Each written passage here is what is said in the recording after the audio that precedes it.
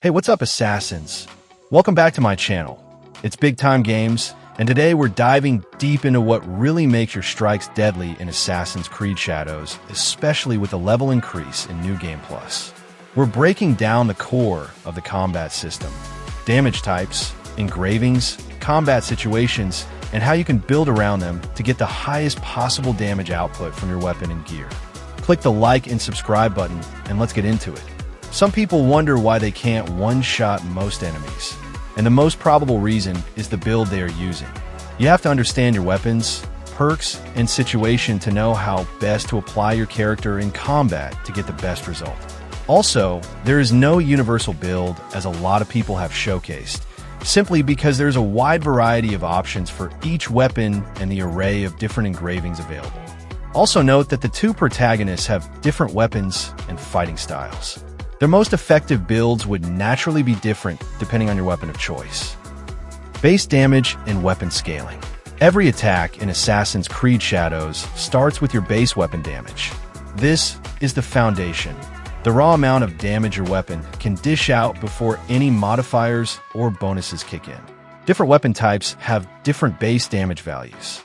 A katana or naginata may hit harder per swing, while faster weapons like tanto knives may strike more frequently with less base damage per hit. Base damage is influenced by your weapon's level, rarity, engravings, and your character stats. Every weapon comes with a primary engraving, which cannot be changed. However, you can add a secondary engraving to it, which you can modify, especially if you find a better one. Critical hit chance and critical damage. Critical hit chance is the probability of landing critical hit and is often shown as a percentage. Critical damage is the bonus multiplier applied when you land a critical hit. Critical hits are probably the best damage modifier there is in any fighting game. Critical hits open up your opponent to receive critical damage. Both critical chance and critical damage work together to deliver large amounts of damage to your opponents, often resulting in death or a huge reduction to their health bars. So, if your weapon deals 10,000 base damage, a critical damage multiplier of 150% means a critical hit deals 15,000 damage. The higher your critical hit chance and critical damage, the more often you will deal massive damage to your opponents. Note that this does not stack between weapons, but you can add more engravings to your armor, hat, or trinket. You can also add additional critical hit chance and critical damage from your weapon abilities and from the knowledge ranks. You definitely want to prioritize these two nodes from your knowledge ranks before filling up other ones. Affliction damage. Affliction damage includes status-based effects that deal damage over time or make the enemy vulnerable, like bleed, poison, or daze. It's excellent for softening up tankier enemies or forcing aggressive foes to back off while the effect ticks away at their health. First, you need a weapon with afflictions by default, or you can add one as an engraving to your weapon. Afflictions build up over time as you hit the enemies. You notice that a circular bar appears close to their health bar, which shows the level of affliction. When the bar fills up, the affliction effect triggers. For bleed, the affliction deals massive damage to the enemy, while for poison, they become weak and start vomiting while their health bar drains. Daze makes the opponent helpless and somewhat vulnerable, and in some cases they either stop attacking and just watch while you finish them off while the larger opponents could swing wildly without aim. There are engravings that enhance your affliction buildup, which is in percentages, and those that increase the damage done with the afflictions. If your build is based on afflictions, you need to add as many afflictions damage boosts as possible to your weapons and gear, and also from the knowledge ranks and abilities. Vulnerable damage. Vulnerable damage kicks in when an enemy is in a weakened or staggered state, or under a debuff. You know when your opponent is vulnerable as they begin to glow with a golden color all over their body. They will also be staggered at the same time and unable to block, which opens them up for an unblockable attack. Any attack done to a vulnerable enemy deals extra damage, depending on the amount vulnerability damage you have through your weapon, gear, and bonuses from abilities and knowledge ranks. You can make an enemy vulnerable by performing a perfectly timed parry or a last-second dodge, or a weak point attack, or by vaulting over them. Also, certain weapons have perks that make enemies vulnerable when activated, such as some variant of the Tanto and Naginata. Damage against multiple opponents. When you're surrounded, modifiers like damage against multiple opponents get activated. So, whenever you're facing more than 2 enemies in close combat, you can deal additional damage, depending on how much damage against multiple enemies you have. Weapons or gear with this perk increase your damage when engaging several foes at once. You can also get additional bonuses for this damage from the knowledge ranks and from the ability trees. The effect of this damage multiplier is evident if you're using a Kusarigama or a Naginata, which are both capable of hitting multiple enemies at the same time. Armor damage and armor piercing. Armor damage refers to damage dealt directly to enemy armor, reducing its durability or effectiveness over time.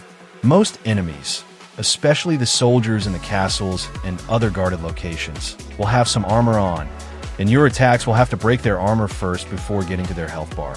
If you look closely at their health bars, you'll see that they have the armor bar above the actual health bar.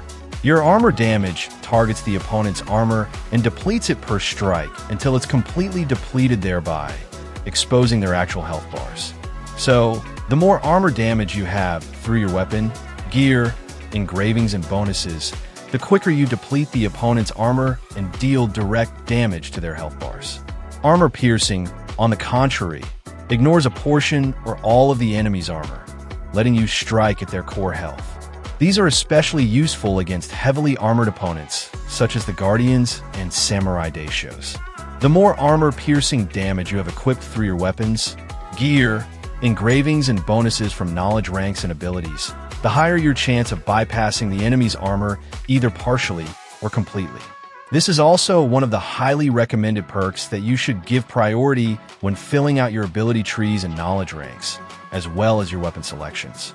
I have seen katanas having a whopping 100% armor piercing on critical hits engraving. Posture damage. Posture damage affects an enemy's stance or balance. Build up enough posture damage, and the enemy becomes staggered or open to a finishing blow. This mechanic rewards aggressive or heavy attacks, and plays a key role in breaking enemy defenses.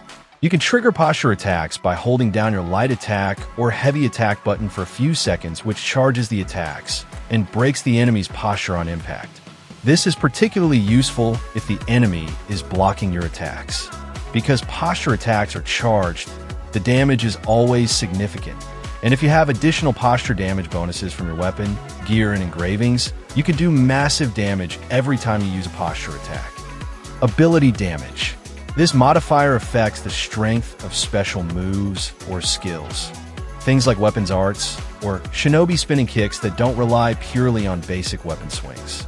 Enhancing your character's ability damage is great if you focus on skills or tactical play. Note that you must have the abilities unlocked and equipped before you can use them, and at which point their ability damage begins to apply. How damage modifiers stack. Modifiers can stack additively or multiplicatively. Critical hits damage, affliction damage, posture damage, armor-piercing damage, and vulnerable damage can often multiply base damage significantly. So if you land a critical hit using a posture attack with affliction and armor-piercing on a vulnerable enemy, that will definitely result to exponential damage spikes if you've built your gear right. Depending on the level you're playing at and the enemy's level, applying multiple damage types in the right conditions will almost result in an instant kill. Final thoughts and build tips. To wrap it up, understanding how these modifiers work will help you customize your build for your playstyle and massively increase your damage output. Let me know in the comments what kind of creative builds you have customized for your character. Is it a multi-affliction build, crit build, or vulnerability-based build? If you found this breakdown useful, don't forget to like, subscribe, and ring that bell for more Assassin's Creed Shadows deep dives. I have upcoming specialized one-shot build guides, and you don't want to miss out. Until next time, keep striking from the shadows.